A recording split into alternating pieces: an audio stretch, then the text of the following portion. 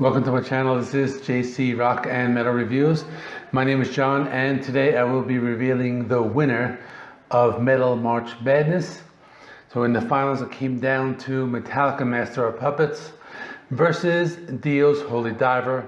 So before I begin, if you haven't subscribed, please subscribe. I do rock and metal reviews, rankings, and more, and I upload about one video per day. So I tallied the votes, and it came to a tie. So let's not waste any time and go right to the tiebreaker.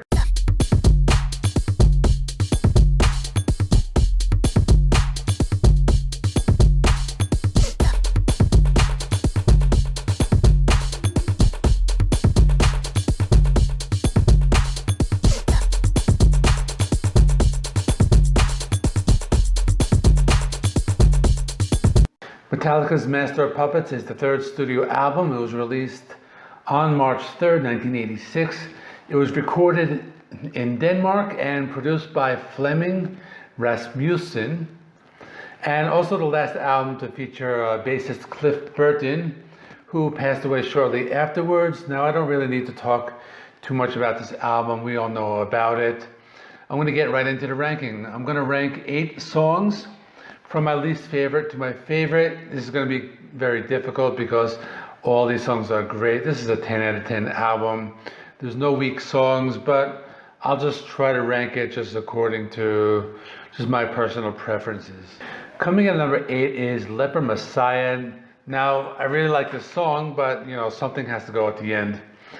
But the thing is that this is just more of a straightforward thrash song. It doesn't go too fast. It has a nice opening riff. And the thing about this song is that it's a little more basic than the other ones. This is an album with a lot of complex songs and complex rhythms and fast playing. This is a little more straightforward, which is why I ranked it at number 8. On a positive note, there's a breakdown at 3.5 minutes, and I really love that part. It has this galloping riff and Hetfield's down picking. Just really awesome. Really like the end, and especially like the lyrics when they say lie, lie, lie, lie. It reminds me of Creeping Death, from Ride the Lightning. But one more fun fact before I move on. The title Leper Messiah was taken from a lyric from David Bowie's Ziggy Stardust. So I just found that out today. Thought it was pretty cool. Coming in number 7 is Damage Incorporated. Now, people would probably be surprised why it's this low, but just an album like this, so many good songs, this is where it is. But I do like the song a lot. I really like the intro because they have this, I guess they gradually increase the volume by turning the knob on the guitar every time they pluck a string. That's how they create that effect. I thought that was pretty cool. But the rest of the song just relies on speed. It's a great thrash metal song. But like I said again, this album is all about the complex arrangements, and the song just relies on speed and heaviness. This is also the last song on the album, and you will notice that for the first few Metallica albums, Metallica always starts and ends their albums with a real heavy song.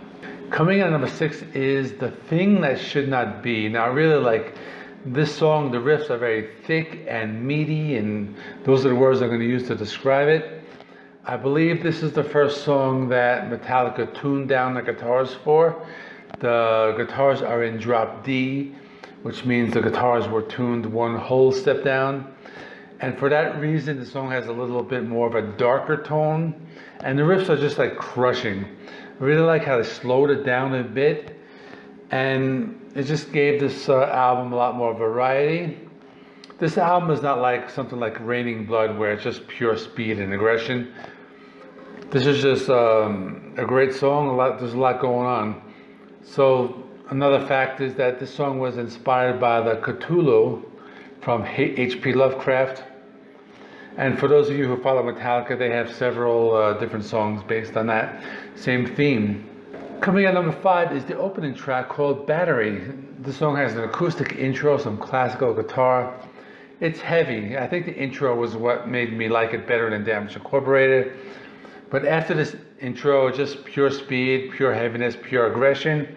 This song is a little more technical than Damage Incorporated also.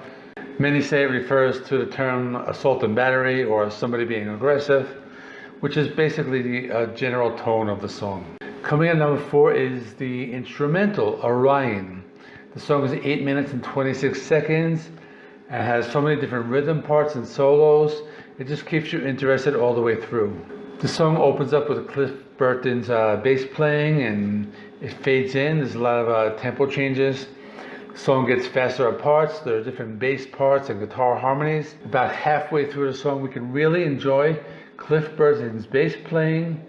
You know, you can hear right behind like the melodic guitar playing. You know, the song just reminds me of like classical music, but in the form of a metal song. Coming out number 3 is Welcome Home Sanitarium, and I guess we can call this Metallica's second ballad. The first one was Fade to Black from Ride the Lightning, and this is based on One Flew Over the Cuckoo's Nest, which was a movie and a book about being in a mental institution. And what's cool about this song is it starts off with a clean guitar, and it uses harmonics. Those are those like high-pitched sounds in the intro.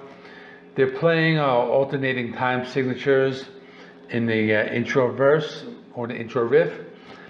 And this is also one of those songs that has the clean verse, heavy chorus format.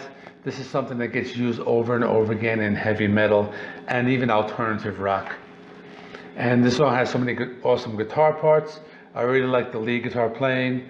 It gets heavy towards the middle of the song, and this song is just, you know, perfection.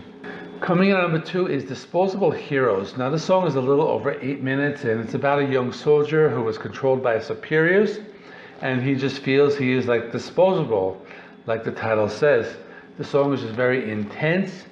They probably could have named the album Disposable Heroes instead of Master of Puppets. It might have even matched the cover a little more. I mean, this song gets very intense. There are sections that go up to 220 beats per minute. Kirk Hammett even said that the guitar at the end of the song was inspired by music from war films, and just hearing that line, like back to the front, it just gives you chills. And coming in on number 1, you probably knew this already, was the title track, Master of Puppets. I will be honest, I was tempted to put Disposable Heroes at 1, because 1 and 2 are very close for me. But it's an awesome song. It's heavy, it's long, it's complex. They play with different meters, you know, when they play it.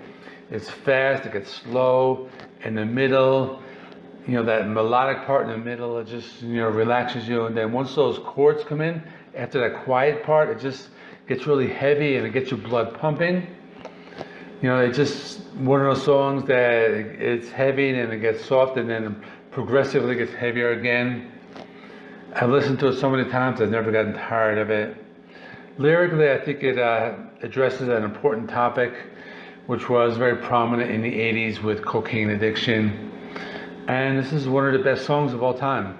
That is it. Give me your ranking of the songs of Master of Puppets in the comments section. Tomorrow I will do a new album review by Lion's Daughter. They're really an extreme heavy metal band, but I listen to them and I think they're worth a review.